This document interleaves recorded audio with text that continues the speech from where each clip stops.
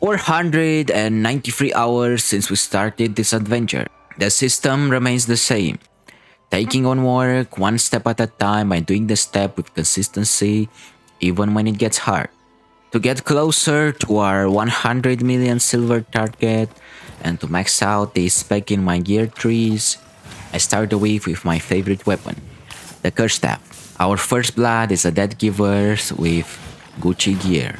We both see an arcane T7 and as I'm more patient, after a few tries I managed to get his life and a little later the arcane spider too. All it took was patience. I couldn't 1 versus 1 him in a fair fight, but the Curse Staff excels at hit and runs, so you must be patient. This is the build that I use here. The mists are very high risk and reward zones. If you don't pay attention even for a few seconds, you're going to get ganked and killed. This battle axe hears me too late, and as this horse is already damaged, I dismount him and go for the kill. Free 217k. The Frost Staff tree is one of the 3 weapons I don't like to fight. Doing my routine in the Abyss, I see a Chill Howl of similar IP. I engage first and manage to secure the kill. It's important to use your defensive abilities properly or you'll die before you can damage him.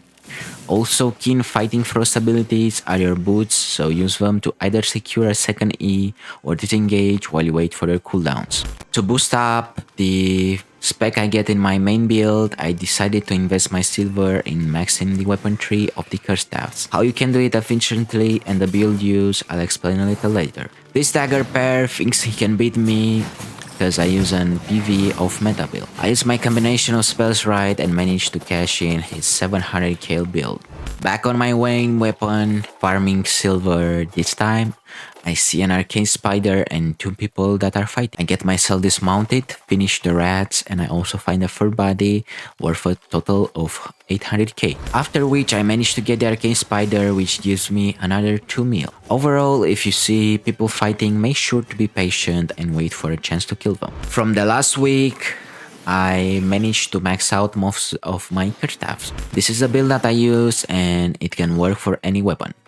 Mage Cowl, Mage Robe and Clove Sandals, they all have damaging abilities or they are increasing the damage output you are given to the mobs. If it's a one-hand weapon, you can also take a Creep Candle for the damage boost. Don't forget your T4 Cape, Potion and Poisons for the bosses, and T5 Soups for faster gen between mobs. You simply go in the mist and kill every single mob you can see inside till you see an Abbey. Here the fame is even better. If you have the silver to spare, you can also activate Auto Respect and use a Satchel of Insight. Keep in mind you'll need about 17 million per weapon and 17 million for a group of head, boots and chest gear.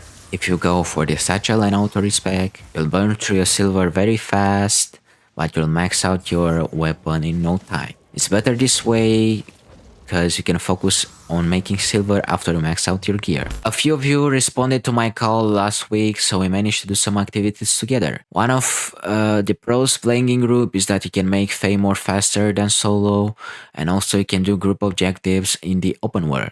Our best highlight for this week is a T7 Arcane Spider in the Avalonian Roads, where we got a 7.2 million group dungeon map.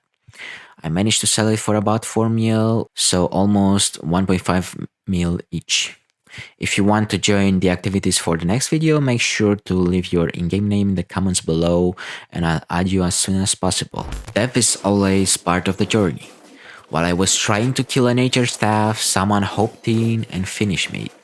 Sometimes the people will group on you because you're playing Curse Staff, so you must pay attention before you engage in any battle. One of the hard counters for the Curse Staff are bows. This Badon came out of nowhere while I was farming my Shadow Caller.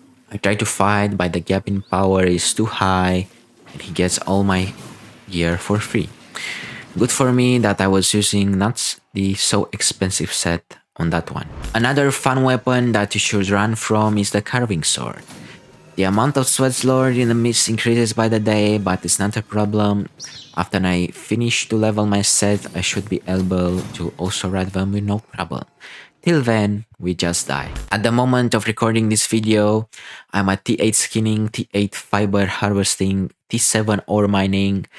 I maxed out almost all my curse staffs and have 33 million silver towards my first 100 mil, which I use to spec my gear for the next week. I'm new to this game, but by applying what I know, what I learn from others, and by practicing step by step, I'll become the best for at least one aspect of this game. If you want more tips on how to win more, check out the video that I left on the right. And remember, always and forever, better support wins.